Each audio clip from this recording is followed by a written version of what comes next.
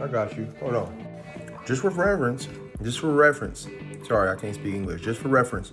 My boy Chef Momo said it as well. So I got y'all. I got y'all. Hold on. And I just got back from the bike shop. I'm about to change out my seat because the WTB joint that's on there.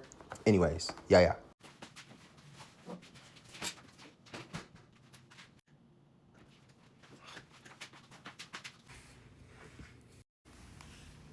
All right, so this is it. This is a GT 20, I think it's a 2022 Zasker LT Elite trail joint. You know what I'm saying? Hardtail, of course. You know what I mean?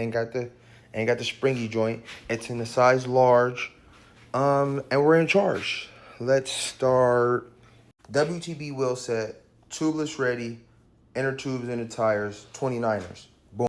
Rock shocks, 35 joints, 130 millimeters, but it's 110 travel. Check. Drivetrain is SRAM. SRAM. Oh, wait. And the hubs is formula. Check. Only thing not SRAM is the brake set. Tektro. I think it's 180 and 160 or 160 and 180. You get the idea. Boom, bam, boom. Check.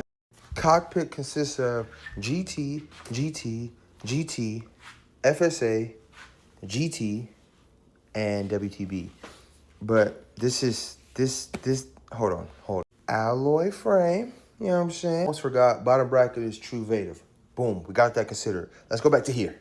Kids went to ride the bikes, they came outside, but that seat sucks. That WTB is trash. I'm 260.